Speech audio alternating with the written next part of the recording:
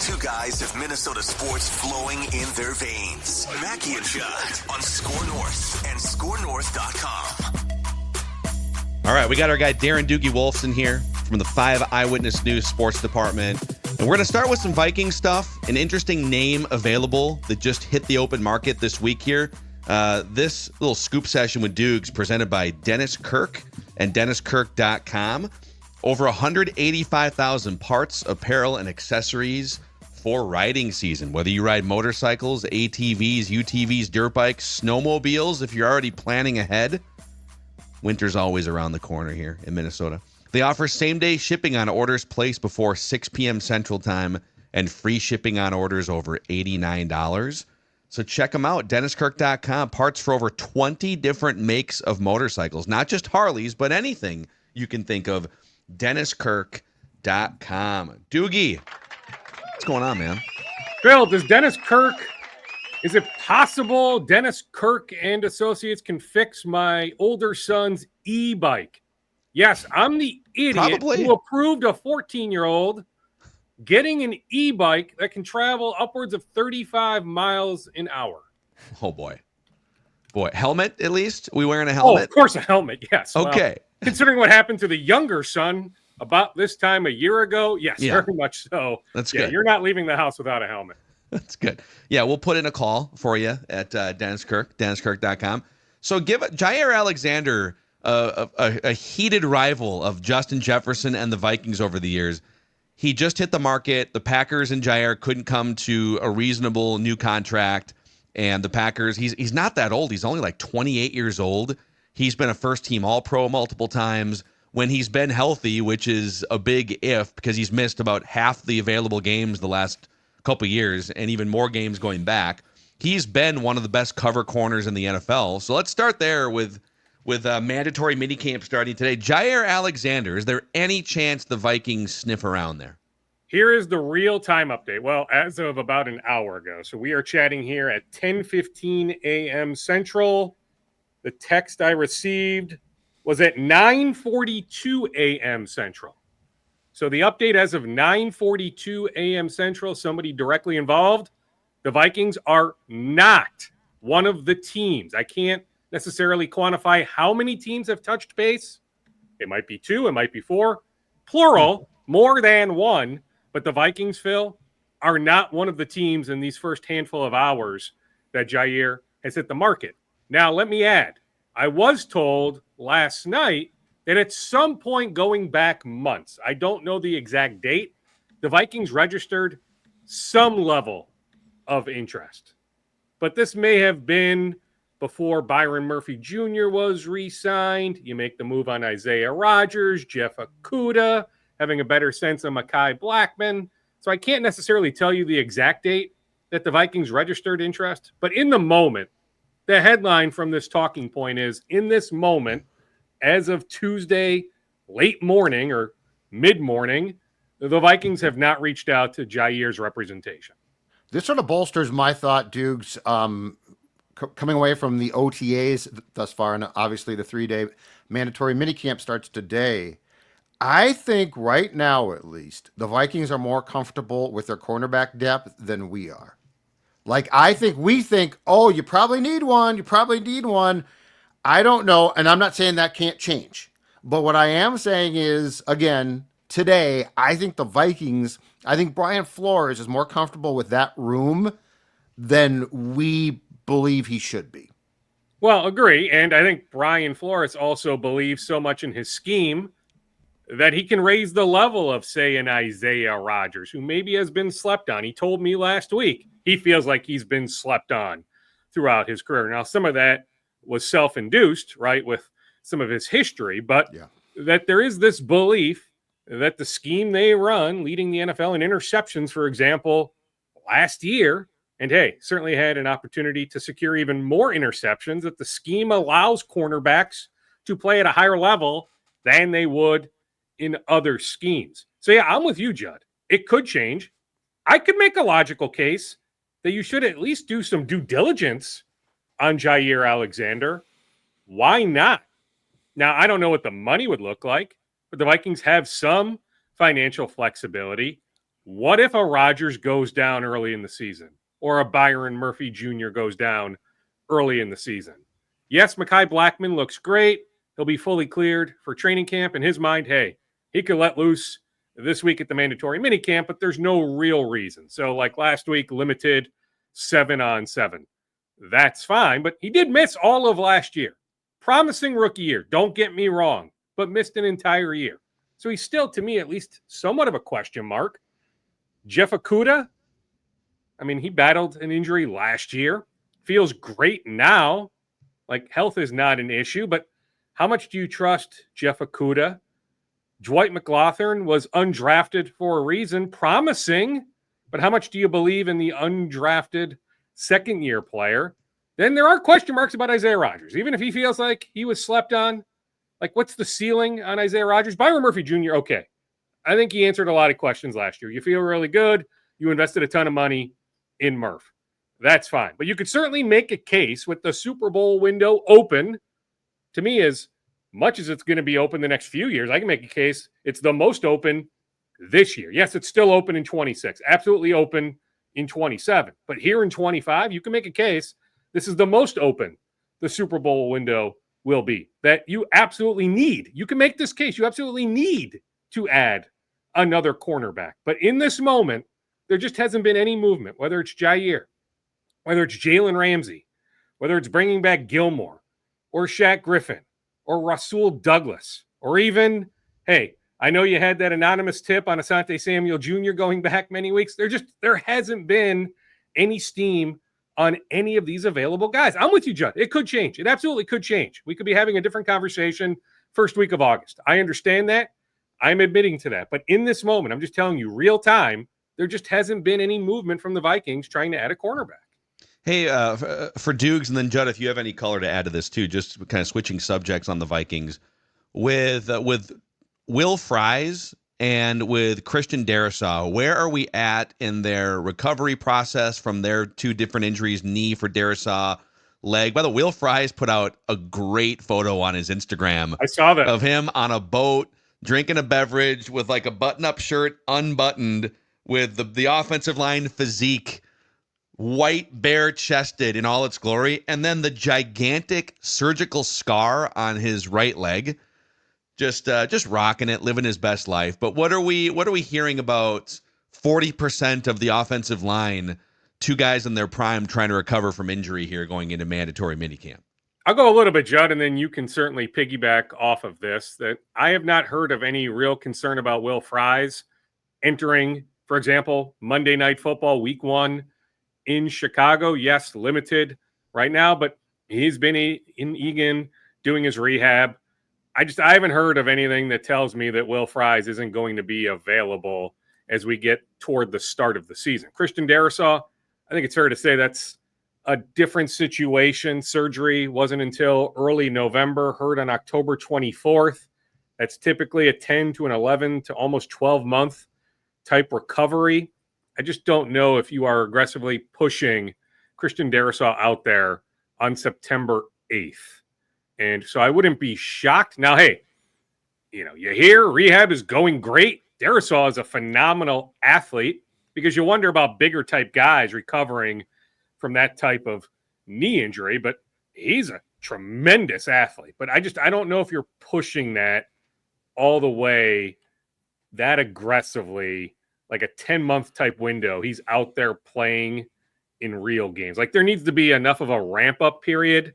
I just don't know how Darrisaw gets to that point by, say, like August 10th or August 15th or even prior to be able to play in early September. But Fries, Judd, I have not heard of any concerns when it comes to Will Fries. Yeah, I think on Fries they're being cautious, but I would expect that he'll be practicing at some point in training camp. On Darrisaw, there has been speculation he might be back during training camp. I don't know about that. I will say this. The Justin School signing was no accident. They looked at Quessenberry and thought, okay, this guy can back up, right? I don't think that they wanted to start him, though. No, in fact, they didn't even try to re-sign him, by the way. Correct. Justin School, if you look back, has starting experience and has been a guy who can be, he's a backup, but he also can start. So I think the one to keep an eye on here is Darrisaw, because clearly anyone from Darisaw is a step down, but I think that there's more confidence. And if Darisaw does not start in week 1, I won't be surprised.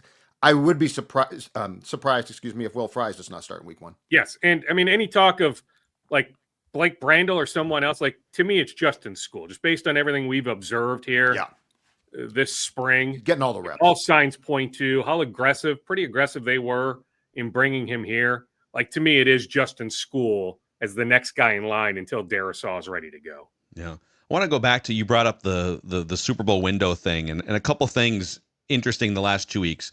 So Jeremy Fowler had that report, or the old Vikings beat writer who's now national guy for ESPN, kind of citing that the Vikings said politely no to Aaron Rodgers because they view a 3-year Super Bowl window here with a cheap, high-end young quarterback and a roster around him, which you just alluded to. And then if you noticed in the Kwesi Adolfo-Mensah press release that was sent out announcing his extension last Friday, whenever that was, both of the main Wilf owners, Ziggy and Mark, in their lengthy quotes referred to winning a championship. So it's like that, whether it's back channeling through media or whether it's direct on the record quotes, I find it interesting. This franchise is not shying away from stating the goal of championship. What do you make of that? I love it. Embrace it. When you win 13 games in KOC's first year, when you win 14 games in KOC's third year, you know how good a coach he is. You know how good a coaching staff this is. You have so much talent. You have such a belief in Brian Flores. Probably very grateful that the litigation it hasn't been solved, right? That with the litigation pending, like, I don't know what the heck is taking so long, but like Brian Flores has absolutely earned another opportunity to be a head coach, but I just don't know what owner is hiring him with everything pending. So you have Brian here for the foreseeable future. You love the pieces that are in place. And yeah, I get it. Like the Vegas over-under, 8.5 wins. I get it. It is tied. Declan, you brought this up a couple weeks ago. It's tied to, okay, the uncertainty of J.J. McCarthy. IMG Academy, Michigan. Like, to me, it's not a coincidence. National champion.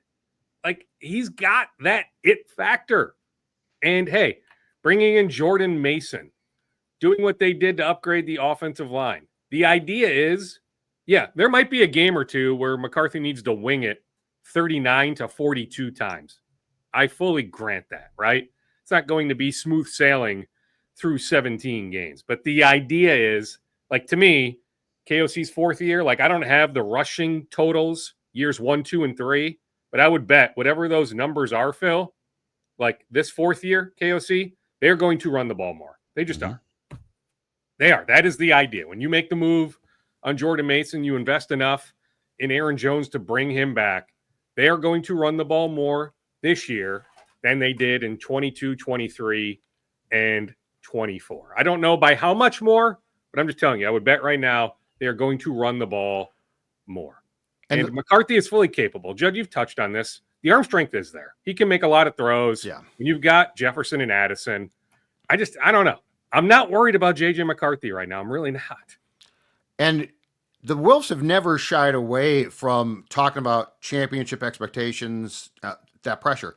I do think, though, that certainly for the first time in a while, they now have a roster that's reflective of that possibility, though, because this roster has now been tweaked, improved, honed a little bit to the fact of, I think it's a realistic expectation. And the difference is, because there have been times where they've talked about championships, it's been like, okay, that you might be a good team, but you're not a championship team. This does look like, and it's why it's why this whole thing about, oh, look at the NFC North, look at where the Vikings might be. First of all, make the playoffs. But second of all, make a playoff run. And I do think that the pieces are in place, to quote Brett, to make a playoff run now. Yeah, they are. Now, hey, the NFC isn't slowing down. Like, the Eagles are still going to be, in all likelihood, really, really good.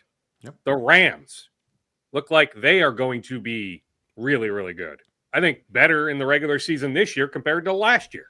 They got a lot better at the end of last year. So the NFC certainly isn't slowing down. You can make a case if you want that the AFC is the deeper conference, but there's still a lot of good teams in the NFC. But yes, they very much believe that this team is fully capable of playing minimum into mid-January, if not late January, ultimately into early February, that they really do feel like the pieces are in place, going back to an old quote, right? That they have what they need to make a deep run. And I get it. There's luck involved. There's health, all that, right? I mean, they signed a bunch of guys that missed significant time last year.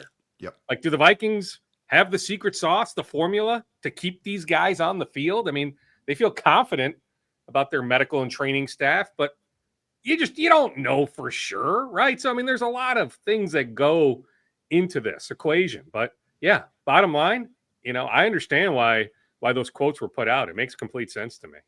We'll get to more with Doogs here, including some Timberwolves speculation. Meadows at Mystic, Dag. This is not speculation. This is a fact that these are some glorious golf days ahead to book a tee time at the Meadows at Mystic. That's right. Got some sunny days ahead here. Go to golfthemeadows.com to book that tee time. Vikings players play here. Maybe you'll run into a Vikings player. You never know. It's the offseason. We saw Will Fries was on the boat. I don't know how good that leg is off the drive. It's certainly better than my leg. But go to golfthemeadows.com. I know we saw a listener tweet us from there the other day. Send us a selfie. Send us all the holes you got there. Go to golfthemeadows.com to book that next tee time.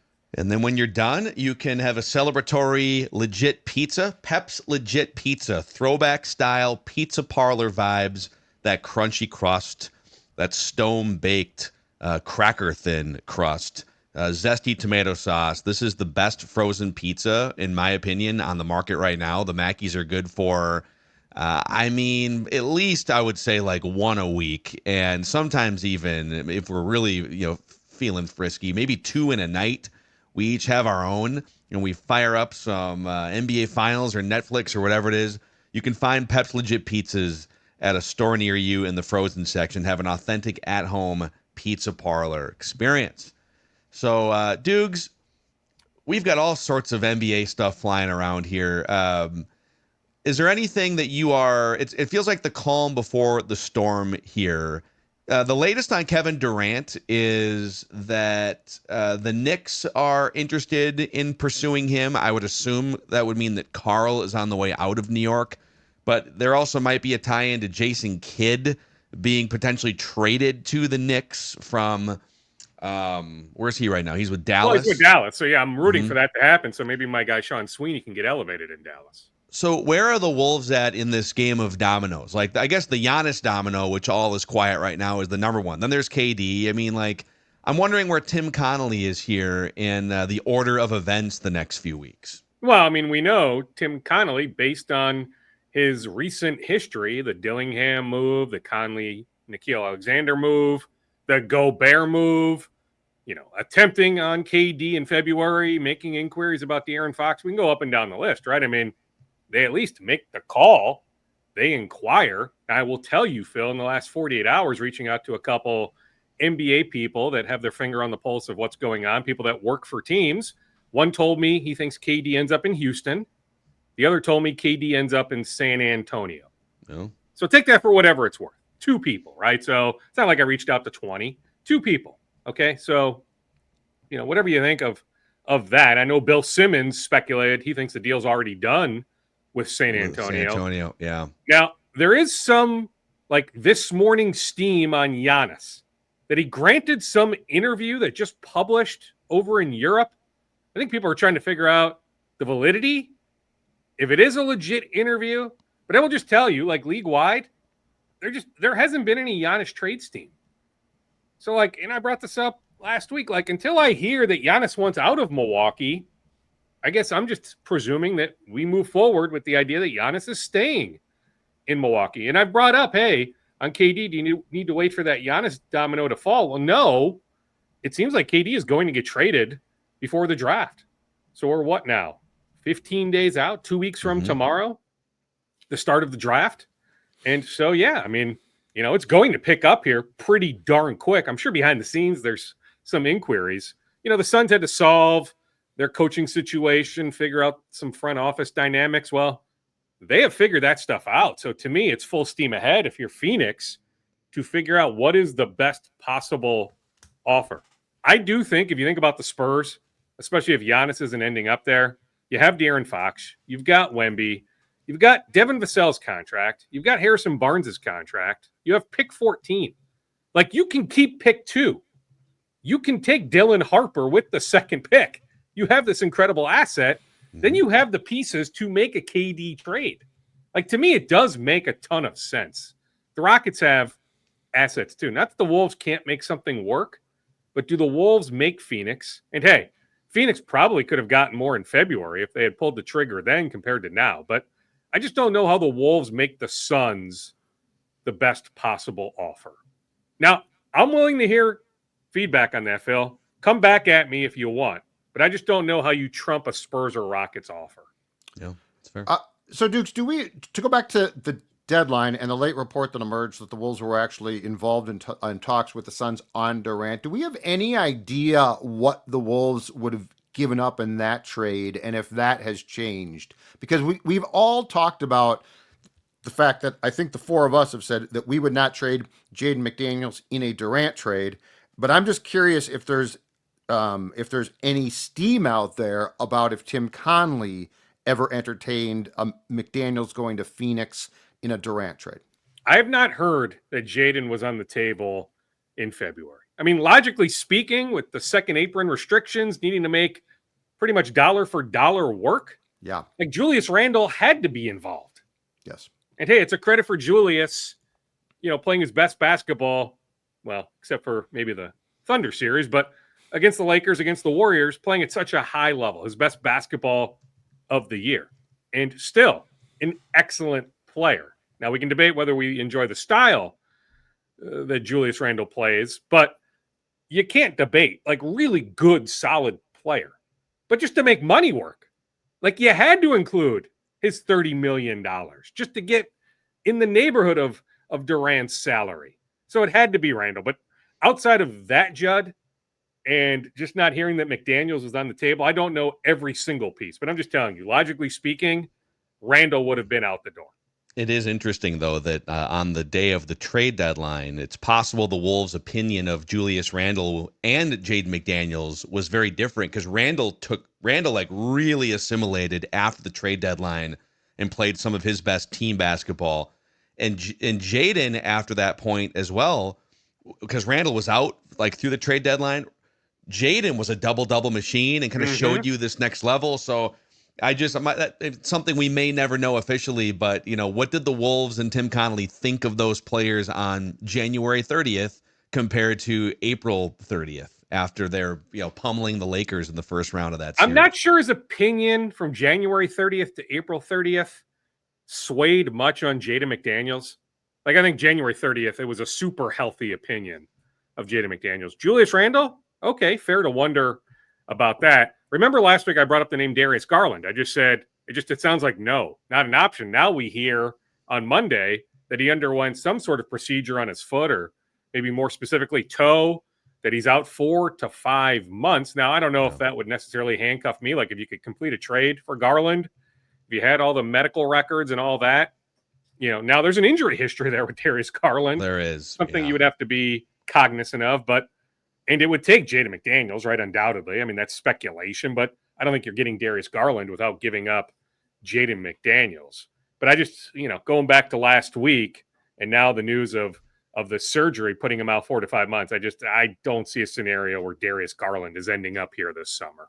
But I think we'll do plenty more on Wolves as we creep closer to the NBA draft here, probably more on Thursday. So we'll and Flagrant Hows, by the way, a cheap plug. We just launched the new Flagrant Hows YouTube channel.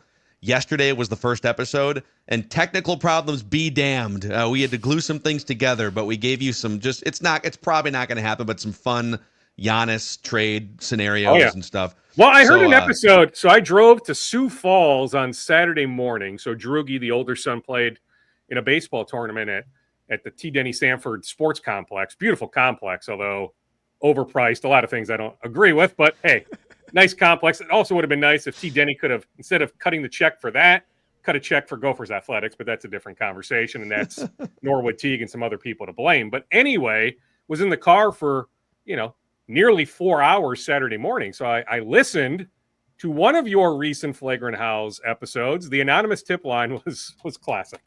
There's another one today we're going to get to. All I'll right. just throw it out All there. right. Tease it. So yeah, Flagrant Hows, that's youtube.com/@Flagrant Hows. 3,000 subscribers with one episode posted. So thank you guys for jumping on board. Dukes, just one more minute here. Anything else in your scoop bag that you'd like to throw out to the audience? Well, there was a big Vikings signing this morning. They bring in free agent tight end. Let's go. Giovanni. Is it Ricci? Am I saying it right? It is. Giovanni Ricci. Yeah. So Gavin Bartholomew, the rookie from Pittsburgh, the draft pick, the Saturday draft pick. Exactly. Yeah. Steer clear. Or when we're out there later today, Judd, embrace that relationship with Ricci. Sounds like a Sopranos character. It does. Yeah, exactly. So anyway, the Vikings bring in the former Carolina Panthers tight end, Giovanni Ricci. Gavin Bartholomew has been sidelined with an undisclosed injury. I don't necessarily have the timetable on that injury. So this screams just needing an extra tight end for this week's mandatory minicamp. But if you want to connect some dots, Bartholomew hurt. That's why they bring in this free agent tight end. Caught up with Easton Breyfogle, former Benilde St. Margaret's outfielder, now the starting left fielder for the Arizona Wildcats. On his way to Omaha, the College World Series. Pretty darn cool. 2 local kids. So you've got a Benilde St. Margaret's kid starting in left field for Arizona.